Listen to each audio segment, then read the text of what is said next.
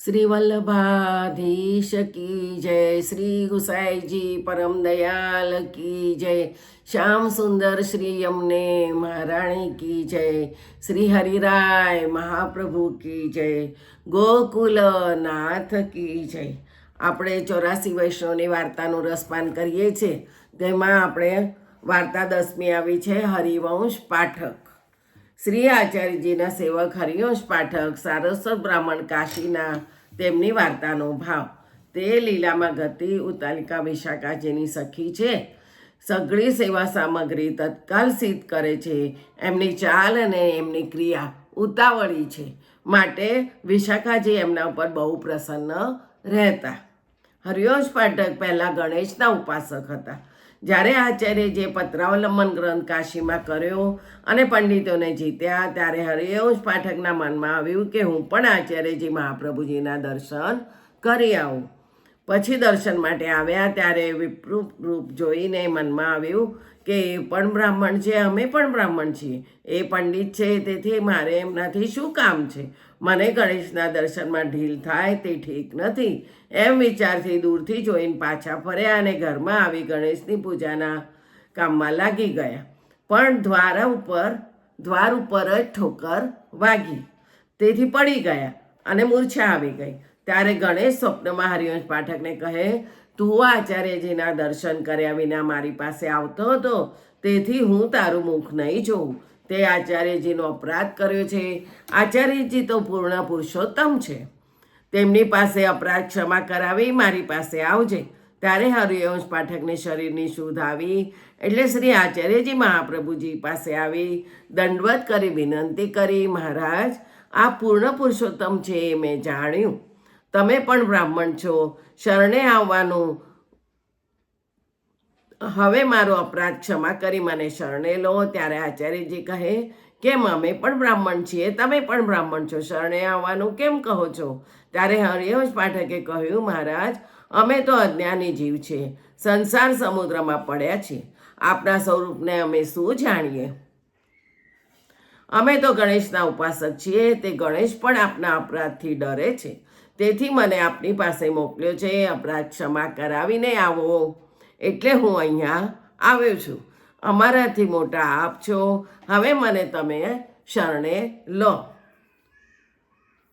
ત્યારે આચાર્યજી શેઠ પુરુષોત્તમદાસને ત્યાં ઉતર્યા હતા। તે હરિવંશ પાઠકને નામ સંભળાવ્યું।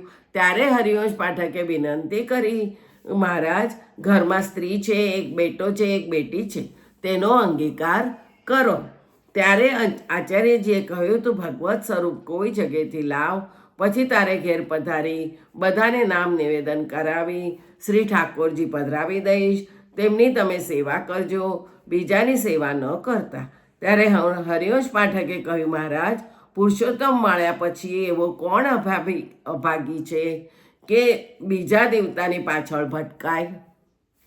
એમ કહી બજારમાં આવી કઈ ન્યોછાળ દઈ નાનું સરખું લાલજીનું સ્વરૂપ લીધું અને પછી આચાર્યજી પાસે આવી વિનંતી કરી, મહારાજ, આપ આ સેવાને પંચામૃત સ્નાન કરીને પછી હરિવંશ પાઠકના ઘરે પધરાવ્યા। પછી પાક કરી ભોજન કર્યું, બધાને જૂઠણ ધર્યું, પછી પુરુષોત્તમદાસના ઘરે પધાર્યા। હરિવંશ પાઠકના ઘરે જઈને એમને ઠાકોરજી પંચામૃત સ્નાન કરીને પધરાવ્યા। પછી ત્યાં સામગ્રી કરી ભોગ ધર્યો, પાક કરી ભોજન કર્યું અને પછી જૂઠણ બધાને આપ્યું।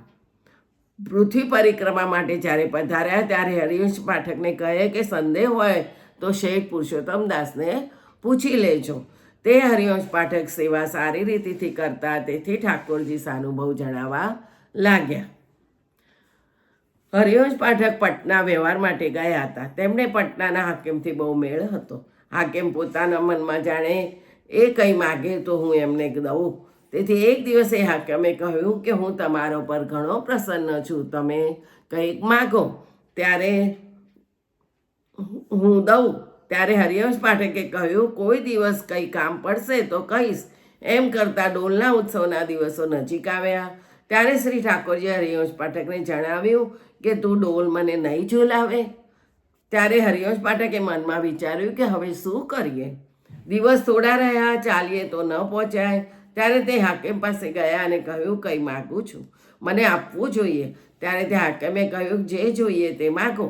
ત્યારે હરિવંશ પાઠકે કહ્યું કે મારે દિન 3માં કાશી પહોંચવું છે.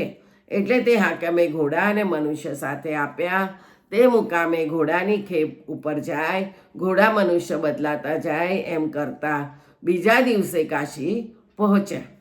રાત્રિએ બધી ડોલની તૈયારી સિદ્ધ કરી રાખી અને બીજા દિવસે ડોલ ઝુલાવ્યો. બહુ સુખ થયું ને પછી 10-15 દિવસ રહીને ફરી પટનામાં આવ્યા. ત્યારે તે હાકેમે હરિવંશ પાઠકને પૂછ્યું, એવું ઘરમાં શું જરૂરી કામ હતું કે તે આ માગ્યું? ત્યાં કંઈ દ્રવ્યાદિક માગતા તો લાખ રૂપિયાનું ઇનામ આપતા. ત્યારે હરિવંશ પાઠકે કહ્યું કે અમે ગૃહસ્થ છીએ, અનેક કામ ઘરના છે, તેથી ગયો હતો, પણ ડોલ ઝુલાવા ગયા હતા એવું કીધું નહીં. પોતાનો ધર્મ ગૌપ્ય રાખ્યો. એવા ભગવતી હતા. તે પછી મોટા નાના ઉત્સવો ઘરે આવીને કરતા. આમાં સ્નેહી હોય તે ઉત્સવ પોતાના ઠાકોર પાસે કરે તો ઠાકોરજી પણ પ્રસન્ન રહે અને ઠાકોરજીને સેવાનો પ્રકાર કોઈને કહેવો નહીં. જેમ હરિવંશ પાઠકે તે હાકેમને કંઈ ન કહ્યું. ઘરમાં પણ યદ્યપિ બધા વૈષ્ણવ હતા તો પણ ઠાકોરજીના અનુભવની વાત ન કરી.